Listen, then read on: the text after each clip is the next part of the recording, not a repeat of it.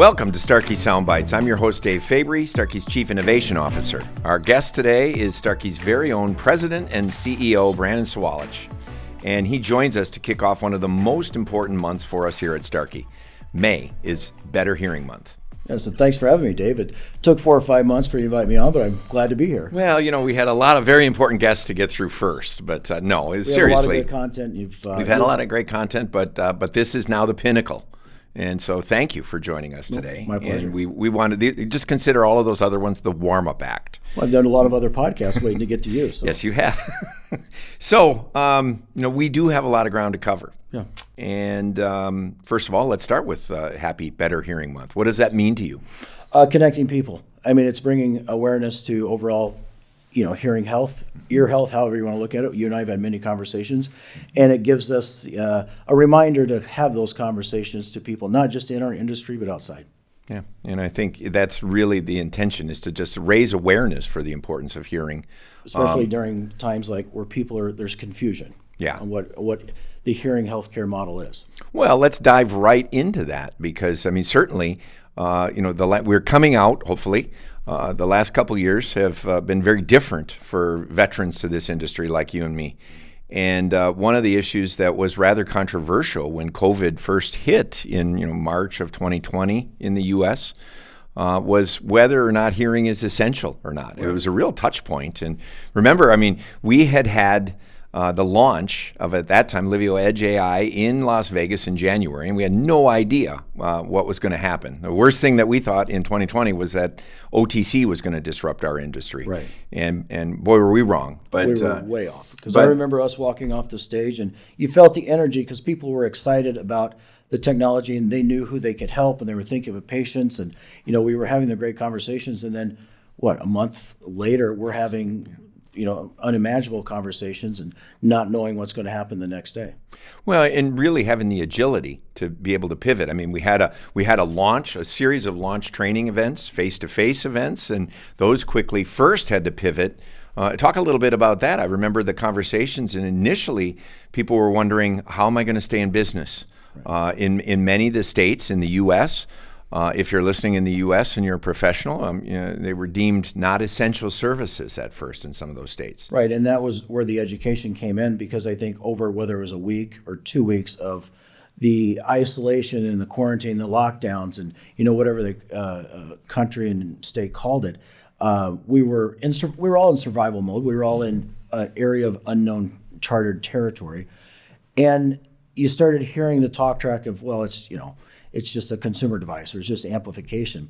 And what we saw and started hearing is the practices were closed, and because we didn't understand what was next or how to protect the patient or each other, but our phones continued to ring, and the calls became more and more by the week because they were consumers, patients calling in, and patients wanting hearing help because their hearing aid stopped working or wax or just the basics. And they needed to be connected. And then we came out of it 2 months later, and we were working with our customers, working with our patients. And then our customer service calls increased, so we know that offices are opening back. And it was a light bulb for many that, especially outside the industry, for our the government and areas of federal government, state government we were talking to, that hearing is essential because they couldn't hear the TV. They couldn't hear just talking to somebody on the phone.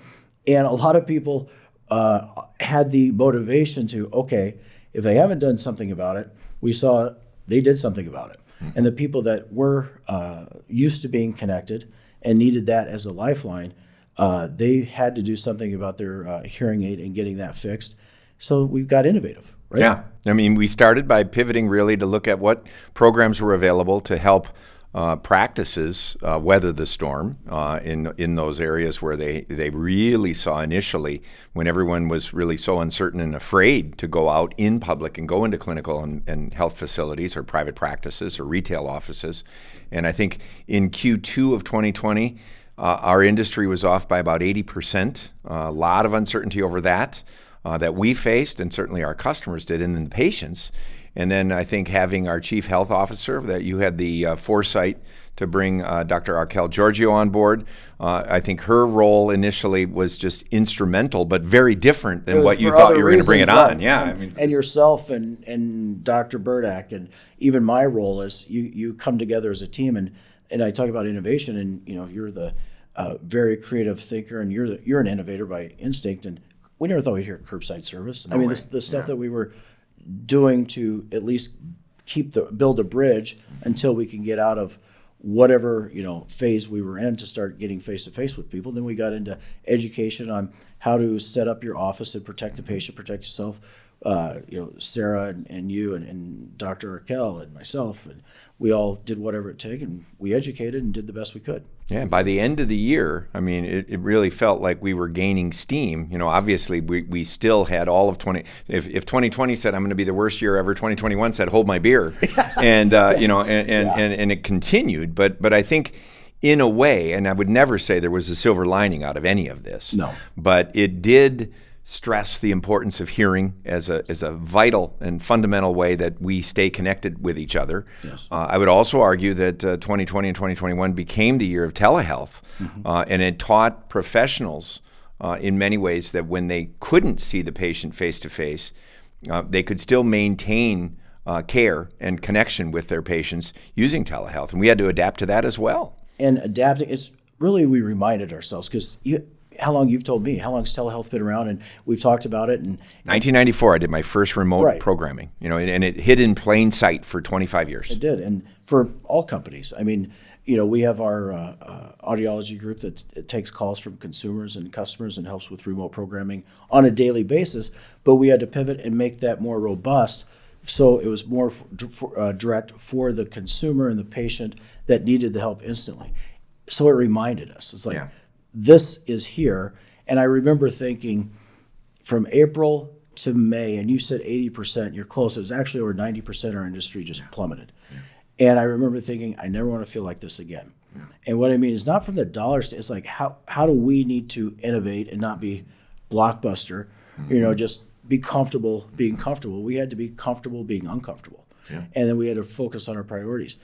And priority being your new priorities, the new normal, yes. Telehear, how we're going to work and how we talk with patients, the extra level of service, whether an office was closed in a region, we worked with the customer from the phone, but also, got permission to work with the patient directly as we needed to, just to continue that service. Yeah, I think if the biggest buzzword over the last 2 years was you're on mute, the second phrase is we're all in this together. We started really by coming together, and I would say maybe we need that now too. But then moving into the new normal, whatever that new normal is going to be, where the sort of the three big catchphrases of the last 2 years. And I think we define the new normal. We were learning to live with it. As you said, 2020. It was a rough year for many businesses. 2021, kind of, you said, hold my beer. And we went in with a plan, and then everybody has a plan until they get punched in the face. Like Tyson. Yeah. Yep. And they came back, and we got punched in the face, and we had to continue to adapt. But now, I think for what we're doing as an industry, and as Starkey and from around the world, we've been reminded the importance of better hearing, what's important for the patient, and really it's refocused us. And I've said many times, and you're right, there's a lot of the new normal and all these catchphrases that we really don't want to hear again. But it's refocused us and recentered and got our priorities straight. Yeah. So on that, then, what for you personally, what's the thing that you missed most about the industry, the profession, the old way of doing things? What's the thing that you've missed most for the last couple of years? Oh, the same thing you would say. Yeah. It's virtual. I don't want to. It's okay, and I think it's taught us that there are other options, but it's the in-person events. Yeah. I think Starkey is Starkey who we are, and one of our values and what we do is getting that face-to-face with our customer. And that relationship, that brainstorming, whatever you want to call it, and just even the employees. The employees that give you energy. went full remote with our employees here mid-March, and like within a day. Yeah. And really until recently, you kind of feel isolated. I've been here alone. A lot of people have been here alone, and you don't have that, that camaraderie, the collaboration that has made Starkey.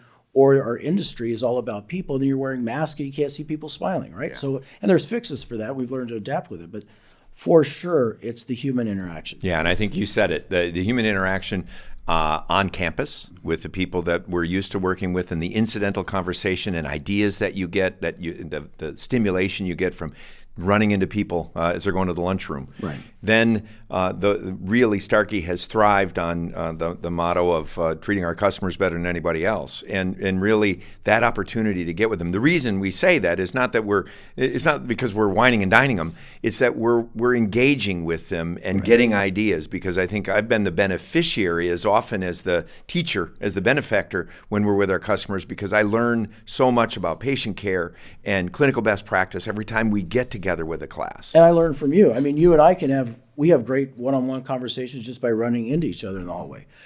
Virtually, it's planned, right? And the Teams meetings and stuff, there's a place for that. But I think now it's a mix and a hybrid. I love talking in front of audiences just like you do, because you believe. You get energy. And for me, I feed off the crowd, meaning, I want to make sure that I'm educated and providing, and I believe in what Starkey's doing and where we're going. Doing that in front of a camera, you've done it probably more than I have, but I've done it quite a bit in the last 2 years, and I've had to learn, how to come across and have that energy where, I feel like I'm a weatherman. Yeah. We joke about Ron Burgundy. Yeah. It's the Ron Burgundy effect, right? You're looking at a camera, you're showing that passion and that energy, but there's nobody there. You get nothing back from the room. Right. Because there's probably one or two people in the room in total in those early days. So it's hard to feed off of that, but we've learned and we've adapted.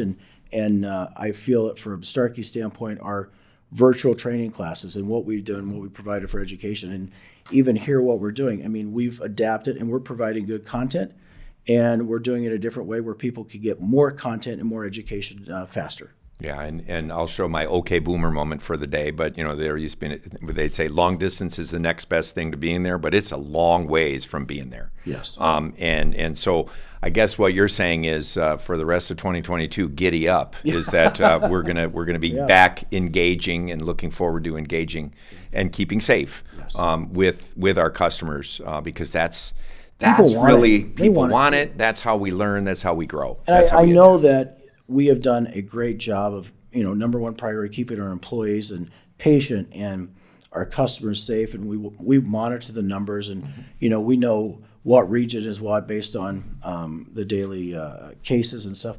But now we're coming in time where, as long as it is safe, our plan is, as we kind of say, scorched earth, is get back in front of our customers and get them excited. I mean, I've talked to a couple state meetings here in the last month.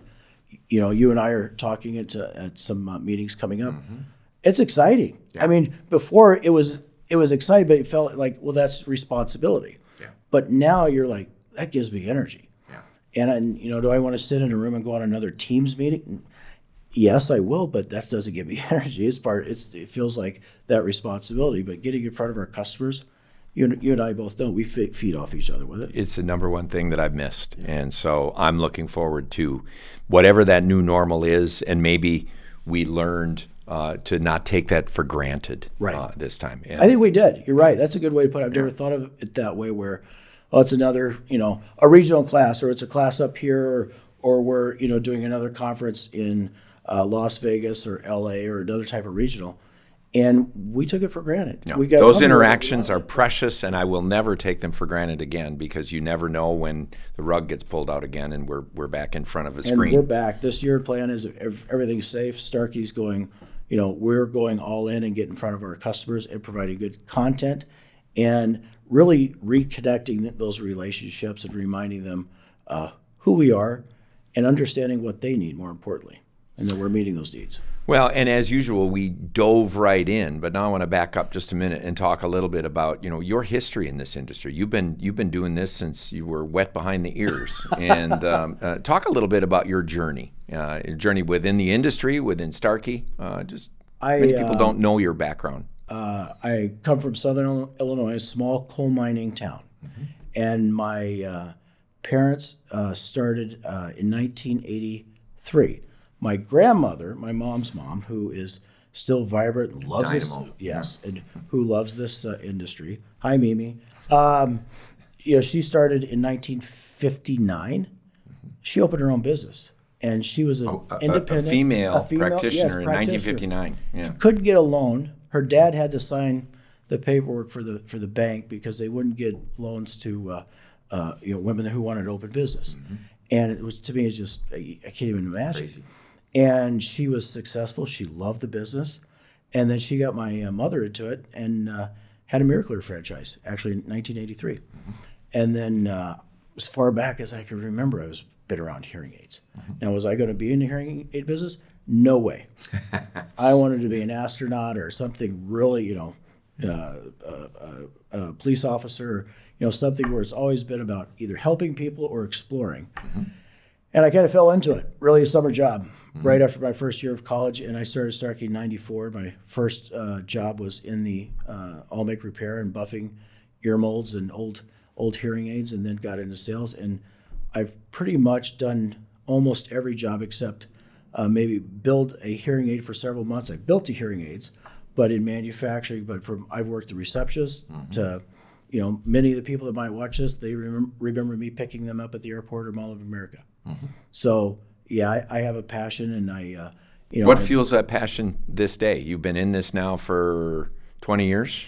28 years. 28 years. Time flies. 28 years in June. Reality distortion filter. Tell me about it. And I gotta it gets pinch worse. myself. It gets worse. Yeah. But so what causes you to get up with that same excitement and enthusiasm today that you did 10 years ago, or does it? Oh no, it does. It's for me, it's about the people. So I think about the patients and the people we help. We've all been, whether it's on Starkey Hearing Foundation mission, the Starkey Cares program. Been in customers' offices where you see those hearing smiles, so you make that impact. Our customers and the people of Starkey, that drives me, because the worst thing for me is if I feel that I've let them down, and it's not a job for me, it's a responsibility. So I feel that responsibility, and I respect it. And that goes with Mr. Austin. He's trusted me, as I said, with his baby, and everybody. The rumors of Starkey's going to sell or we're going to go public. It's never been a conversation, not once, because Starkey is Starkey for the right reasons. And to me, it's not about being the biggest. You go get market share, and it's not healthy market share. Market share is market share. You do a good job individually for the customers. I want to be the best. Quality, service, best products, and then whatever happens, happens. We treat employees well, and we've got the best of the brightest here. Obviously, like you. Oh, absolutely. But that's what fuels me is Yeah. the people. It's not my resume or, my title. What I learned quick is my younger years, and I see this, and we all see this, is like, what's my career path? Oh, I want this title. Am I senior director or senior manager? Am I manager? Because once you get that manager title, you're like, my God, I've made it. And it's for the wrong reasons, is what I've learned for myself. So I've got the title of president and CEO. I work for the people of Starkey. It's a title. I've got to do the job, and I have to help them be successful, because if I'm not, that title doesn't mean anything. Yeah. It doesn't mean, because you Gotta have results. If you got to have results and success, because if you're successful, the team gets the credit. That's the way I look at it. If there's a big problem, I promise you, I know who everybody's going to be calling or be looking at, and that's I feel that responsibility. So with that responsibility, what do you see as the biggest challenges? Let's set COVID aside. Sure. And let's just say it's the new normal and all of that. What do you see as the biggest challenges ahead from here? Ourselves. Explain. We have visions and ideas, and we know the patient. It's staying focused, because you've got a lot of great people with passion all over this company. And, you hire for culture and caring attitudes, and you develop the talent. So you get a lot of people that come in, and Starkey's hired some, we've hired a lot of great new people in minds, which I'm all in favor in the last 5-6 years, innovative minds that help us, move further, keeping them focused. Right. And keeping the company focused, because it's that bright, shiny object, right? We're working on better hearing and what we've done with Livio, and then now evolve AI, and you and I know what's coming next, right? So we have to get, do what we, our core business and who we are, accept it, focus, and deliver. Yeah. It's the noise that comes into play where, oh my gosh, we should be doing this, or so-and-so company did this. I don't, for me, it's not about what our competition does, because they're good. They're going to do what they do anyway. Well, there's a sign that hangs out in the by next what used to be my office long ago. What did it say? It would, don't lose sleep over the competition. Make them lose sleep over you. Right. They're going to play their game. Starkey plays its game, and we stay true to who we are. The noise about OTC, right? Oh my gosh, the industry's going out of business. We better pivot. We've got to sell, direct to the consumer, and that's from, it's common sense thinking when you hear all the articles, and whether it's Wired, whether it's Wall Street Journal, even our own industry publication, and it creates clicks and it creates, different thinking. But you and I both know that's an evolution and a glacial process. You're not just, because it's not about the product. Right. It's about the role of the professional and the interfacing of the ear and the personalization of that sound for that person. And it's keeping the team focused on the priorities, not because of they're wrong and they're thinking, it's the education and making sure we do what we say we're going to do and close it out. And then we move on to what we feel is best for the patient. And that's Starkey, and I've heard this as long as I've been here. Our priorities are what's best for the patient, is best for our customer, is best for Starkey. It does not go what's best for the stockholder, what's best for Starkey, then the customer and the patient. We're absolutely backwards, and that's where Starkey's secret sauce comes into play on why we can do what we do and who we are. Yeah, you've been very clear on that issue. Is that nothing wrong with publicly traded companies, No. but you've been very clear on with us as a privately held company, our focus can remain on the customer and ultimately rather the end user. Yes. And that's a different relationship than what occurs in a publicly traded company where the focus is often on the shareholder. And that's the business. And that's fine. Sure. That's their business. But our game is to stay focused on the end user. I think we've often in this industry been painted as not being focused on technology or the end user and all of that, in that the large consumer electronics companies will come in and save us from ourselves. Songbird, Johnson & Johnson, 2000, right? Yeah, 20 years ago, more than 20 years You ago. and I could go down memory lane and name Sony, the Sonys, the Panasonics, Bosch and Lomb. They've all tried. They've dabbled.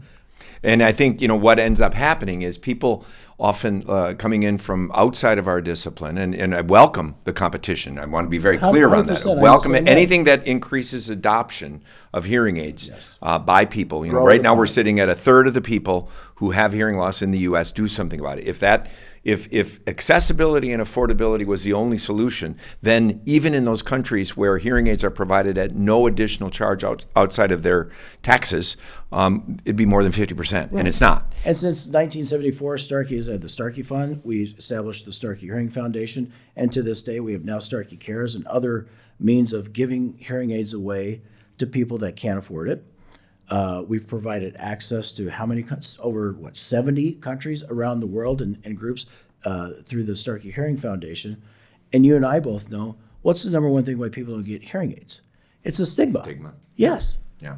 And the issue is I think the people looking at this from the outside saying, oh my gosh, look at all this opportunity, and people working in this haven't figured it out. But I think in a way where people have stumbled is they've looked at the technology or the initial fitting, as we're looking at self-fitting devices, thinking of that as the finish line. But it's the starting pistol. It's the start of the process. And any professional knows that in that first year, when the patient is getting used to the technology, to the sound, to the care and feeding of these devices, they have many more appointments related to the follow-up and the acclimatization of the device than strictly to the fitting. And the fitting itself is the beginning of that journey. It's everything. Patient satisfaction right now is 88%, right? Yeah, 88%. So that's why when we hear and see, these councils and committees formed in Washington, D.C. and others where, they're talking about affordability and access and over-the-counter. And you look at who's talking and the experts and the voices of authority, and I respect their work, but how many of them have fit a patient in the last year or even 6 months or have that, right, or ever? Yeah, exactly. So the over-the-counter has been a great platform and a motivator for me, not out of emotion or anger or I'm afraid of it. It's how they're painting our life's work and people's life's work that are listening and watching here, because we know the truth and nobody's taken the time to sit down with the experts in our industry or voices of authority. Like, we know this. We welcome competition. Welcome the competition. It pushes you, right? How many times you and I talked about innovation and ideas because somebody was thinking this or we saw this. You can't stay flat-footed because you will be like Blockbuster. You have to continue to push yourself. And to me, if the industry is disrupted by a competitor or a new competitor, it's great. Then what's the innovation? What are we going to do? How do we get better? And we have to continue to push ourselves. So it's going to be a slow, miserable. Right. I look to be doing this for a good long while yet. And like I said, I hope so. And every morning I get out of bed and charge in, because I still think, I grew up in the culture where, and when I was at Mayo, they said the needs of the patient are the only needs that matter. That's the same thing that Bill is focused on, and it cascades through the organization from what Bill and Tanny have done and established, whether it's, in establishing the Starkey Cares program. Talk a little bit about that. Well, Bill started Starkey because he wasn't getting the service that he was getting. And he expected for his patients because he saw in their eyes what hearing and better hearing could do. Back in the he started in 1961 in the 60s, and 67 he started his own repair lab. Fast forward to today, it starts with caring. If it's about the transaction or the money, then you could be successful or you're going to be fulfilling. It depends on the personality, but how long are you in it? People are the bottom line of business. Right. And if you go with that approach, and for our being private, we still operate as it's 1967, but we continue to innovate how we do things and help more and more people. I mean, our announcement, Starkey Cares, with the Special Olympics yesterday, that was a reminder for all of us, because after 2 years, we had, March 1st, we had people back on campus, and the levels are low here, but that feeling, we've known it, but kind of like with the classes, we took it for granted. Yeah. And everybody got goosebumps. I mean, I saw tears in people's eyes as we were listening to Tim Shriver, and the athletes get up, who all genuine with their stories and telling us how hearing has connected them. And Nell got up and gave a speech. Incredible. On what it means, because she wanted to give a speech because it gave her confidence. And the employees in there and the team members, the veterans, and the new hires to the team, they were reminded, and then they witnessed what we've been talking about for 2 years, but we haven't been able to do. Yeah. So it doesn't change. It starts with caring. Well, and I think to be in that room versus to be online is a different experience. Oh, yes. And to be able to see the athletes stand up and point them out and turn around, as Dr. Shriver had them point to people saying, "I can't do it without you and you and you." And I think that's the testimony, that you do get when you're working clinically and you're working sitting across the table from a patient or in the booth with a patient and seeing the impact of our technology. And everybody has a story. Yeah, and it's really, I think still what drives is our technology in the professional's hands deliver that delight, that 88% satisfaction, that net promoter. And like I said, I absolutely welcome the competition that comes from creating new channel streams for people who are capable technically of doing self-fitting and that over-the-counter. But I also think, and I also know that many patients want access to that latest technology, but they don't yet feel comfortable doing it themselves. Right. And they can't do it as well as the professional can. But the key is you can't commoditize caring. No, you can't commoditize it. And that's what, with over-the-counter hearing aids, there's been more, in the past, but every once in a while, like, oh, you're against it, we're against it. No, we're not, because we built the products they're trying to really deregulate and provide more access. Right. We want it done right, and we're concerned about the reputation it's going to give hearing aids, because you and I have both seen, $99 hearing aid. And then somebody buys it, it's not what they expect. And then we're all labeled. Right. And then, the product and the service and what hearing technology has a different reputation, or you see something at a drugstore, you just pick it up off the shelf. Okay, 1 out of maybe 10 or might be satisfied or they use it, but it's not what, they're trying to portray hearing healthcare as a commodity, right? Oh, we're lowering the cost of hearing aids. Well, it sounds like, trying to paint us like Big Pharma or trying to lower the cost of a pill. It's not even, it's apples and oranges. Right. They talk about eyeglasses. You and I have talked about, you get eyeglasses out of the pharmacy. Well, eyeglass innovation really hasn't changed in 200 years. No. And there's 10 components in an eyeglass to put it together, eyeglasses. And there's 308 components in our hearing aids today. 308. That sounds like Rain Man. Yeah. Well, I do. I know. Yeah. No, you know exactly how many. You get challenged on it. I get challenged on it, asked about it. That's the facts. And the issue as well that people don't understand is that with eyeglasses, for most people who have what I refer to as front of the eyeball kind of, just they need refraction, but they have an otherwise sensory system that's pretty healthy. Yes. It's a different process. You can be corrected to 20/20 or normal vision. Unfortunately, most hearing losses are not ones that allow that correction to pull people into normal. Even two people, we've talked about this forever, two people with the same audiogram can have very different difficulties and experiences with hearing loss and with hearing aids. And that's where the role of the professional comes in, to understand the unique element of auditory and non-auditory factors that a patient presents to them. Right. And then remember that it is the case that until, in my case, you get older, you start having back of the eyeball problems, retinal detachment or glaucoma or this and that. Then I say, I wish that glasses were more like hearing aids, because we're doing a pretty good job, 88%, as you said. But the issue and challenge is that there has been tremendous innovation, and really over the last, as you mentioned, the last 5 years, we've been on this journey to fundamentally focus on speech understanding and quiet and in noise, but also recognizing that health and wellness connection that hearing provides to overall health and well-being, cardiovascular disease, cognitive health, all of the falls, and all of those things really have occurred under your leadership, and you brought in a Chin Bomick and others in the organization to be able to help innovate in an area by getting people to think of hearing aids that connect to smartphones, that provide physical activity, social engagement, and that bigger connection to their life. Right, and Mr. Austin had that vision back in 1998, where a hearing aid becomes more of a life aid, or however you want to say it, right? Overall health and wellness. And you have to start somewhere. So you get criticized about trying new things, and you fail fast, but then you narrow in what is, essential and is working and is helping people from the patient standpoint. What we do with our fall detection alert. How many times, we've heard the stories, if we saved one life, and we've heard more than one story, it's worth it.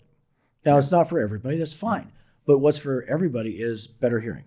The sound quality, hearing and noise, go down the list. So we're on the right path, and it's okay. I'd rather, say we tried and failed, or we tried and succeed, than not try at all. And it's hard. You want to do what's hard. And it's our responsibility. And I wake up every day embracing that we will do what's hard. And, we owe it to the patient. We owe it to our customers.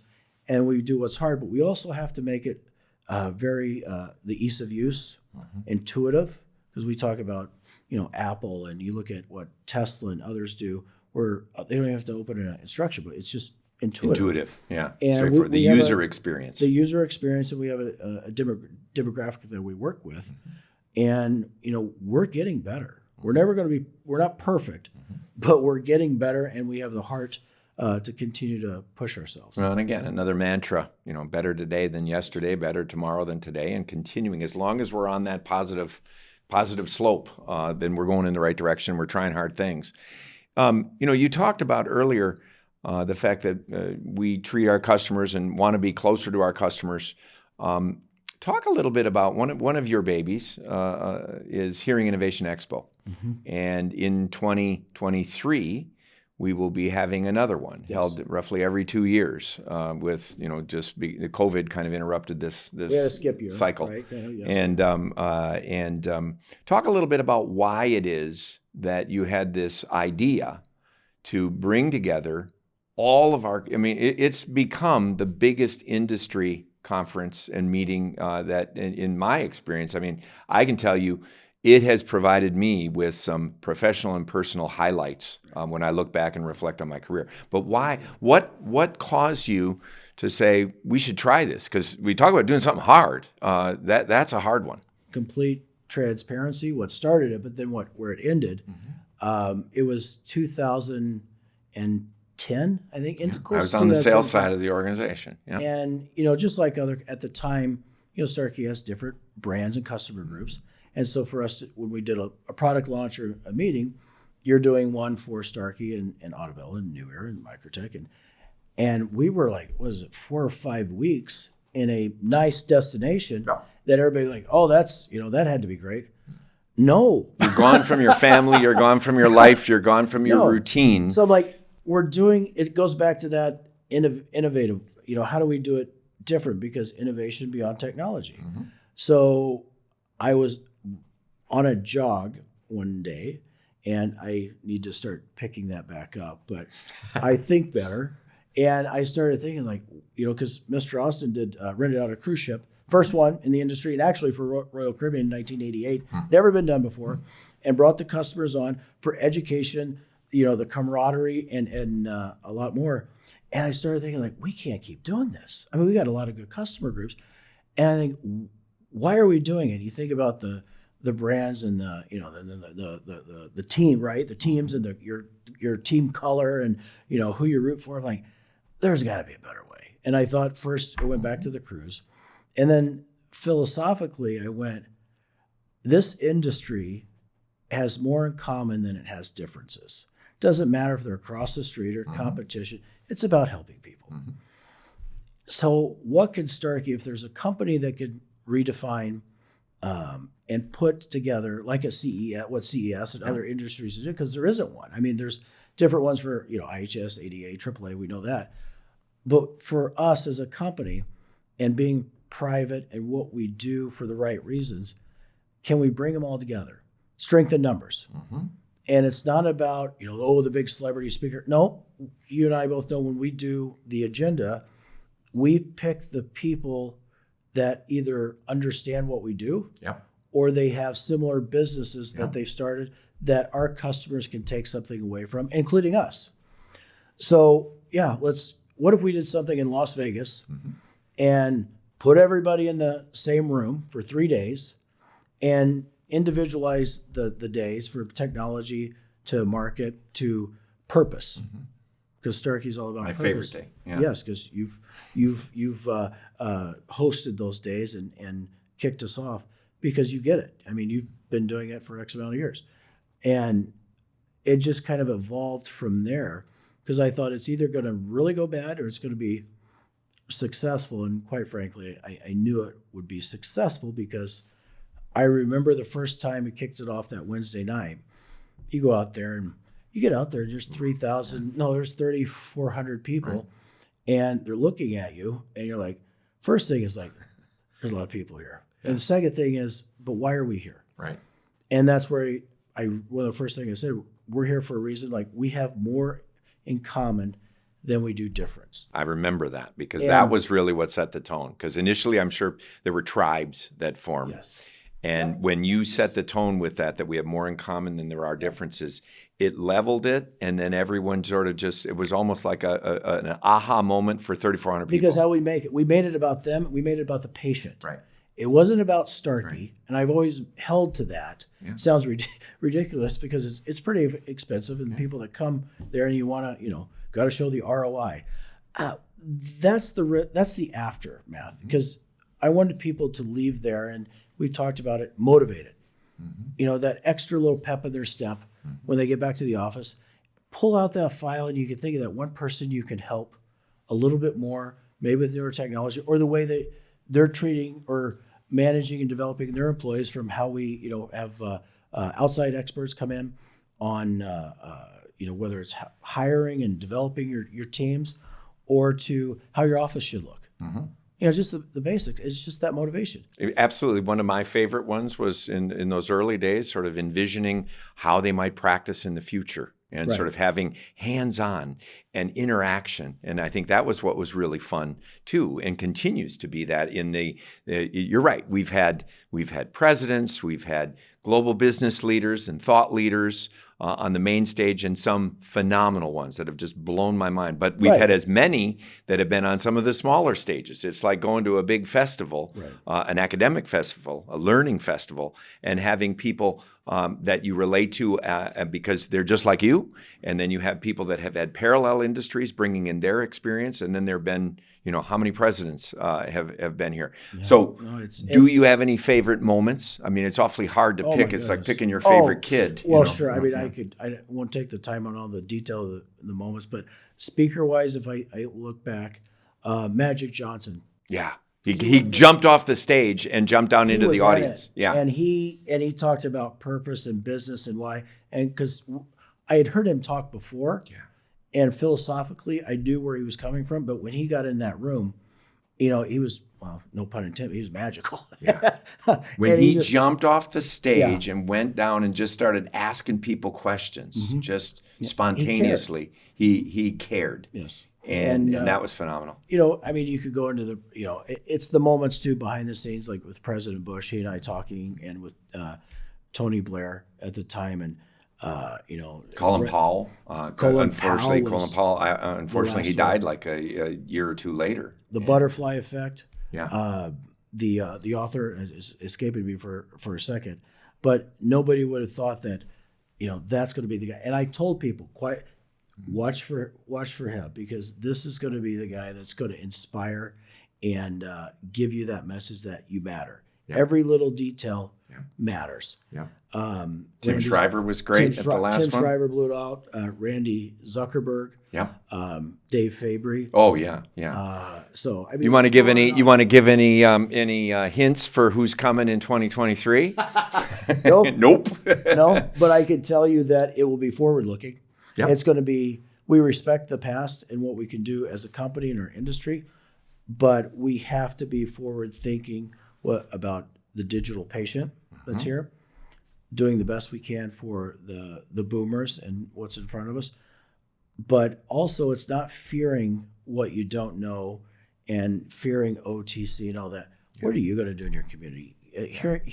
Better hearing and hearing healthcare is community based, and it's giving our customers ideas and the courage at the time, because people are thinking, oh, it's changed, I got to get out, or whatever it might be. No, you matter. Stick out a little bit longer. Yeah, I think it's that being in the collective, in that room, 3,400 other people, that gives you courage, that enables you to get over whatever fear you have, whether that fear, and the fears have always been there. Bill's like, well, cheap hearing aids have always been available. Yes. You can't commoditize caring, no matter what the fear is, whether it's OTC or third party or big box stores or whatever the fear of tomorrow will be. I think the collective, when you realize you're all united in a purpose to focus on the patient, is what prevents that fear from overtaking people in that group. And what's great with the people we talk about, you interviewed President Bush before too, and others, and I haven't, and with Richard Branson, we had Matthew McConaughey the last time, and it becomes a conversation. Yeah. I mean, I've had my papers and questions, and we just start talking because they relate and understand what we do. Totally get it. McConaughey, when he had his kids out there hopping around on the sofa, on that, it was that wasn't planned. I remember them looking out, and he talked about it, and just have them come up because it's genuine. Yep. We don't need to produce or manufacture a moment. it just needs to happen. Well, I look forward to 2023. And as usual, we've run out of time before we ran out of things to say. We could go for a long time here. But well, thanks for having me. I appreciate it. My pleasure. Is there anything that you'd like to share that listeners may not know about you? Any pearls of wisdom, tidbits that you want to offer before we close? I think between social media and a lot, people know a lot about me, more than I would want. And they think they know me, but they don't. Yeah. But for me, it's, my leadership style of why I'm here, because you asked the question. You asked questions I haven't been asked before. Because I always get that, what do you want your legacy to be, or those type of questions. You're too young for a legacy. Yeah. I just want to be part of a team. Yeah. I want Starkey and the people of Starkey to be successful, and we help more people. It's not about the market share or the big profit play, because I know we can do that. Money and what we invest in helps us for our tomorrow, because as Mr. Austin said many times, tomorrow's not a promise, it's an opportunity.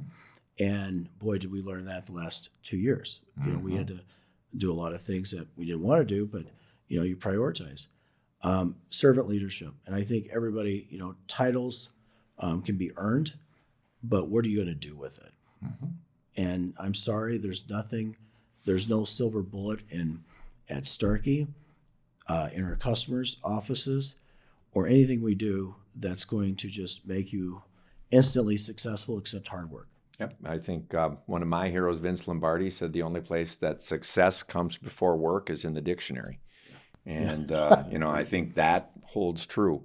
You are one of the people, I can't think of another person who's better at coming up with sports metaphors as they apply into business. So what I want to close with is, what's your favorite sports metaphor that you've used or thought of as it applies to a lesson that you've learned or that you're trying to strive for? I'm stretching a little bit to give you a second to think about it. No. What's your favorite one? Two things popped to mind, and I don't know if it's the exact story is everybody needs to play their role, whether you're wide receiver, offensive line, or quarterback, right? You got to play your role. Don't get distracted. I'm the long snapper. No. Work as I'd say a punter or a kicker. Okay. But you have to understand your role. Don't get distracted or bored. Do the very best you can, and then other things will follow. So play your role, and you win as a team. Yeah. Championships are won through teams, not individuals. And at Starkey, as I say, we're not looking for the MVP. It's not about one person. You have to win as a team. And Magic Johnson's words always have stuck to me from the first time I heard him, probably in 2014, 15. Winners win. Mm-hmm. And if you have a winning mindset and you have the right team with the right attitudes, you're limitless. And so that's why, when you ask me what's my biggest concern, and I always get asked that, what keeps me up at night? Yeah. It's ourselves. Yeah. We have to execute, do what we say we're going to do. Well said. And on that, I think we'll just end. I appreciate greatly you're taking the time to sit down. I know you got a lot on your plate. Well, so do you. I always enjoy working with you. Pleasure. All right. And thank you. And to our listeners, thank you for listening to this episode of Starkey Soundbites. If you enjoyed this conversation, please rate and review us on your preferred product platform. You can also hit follow or subscribe to be sure that you don't miss a single episode. We'll see you and hear you next time.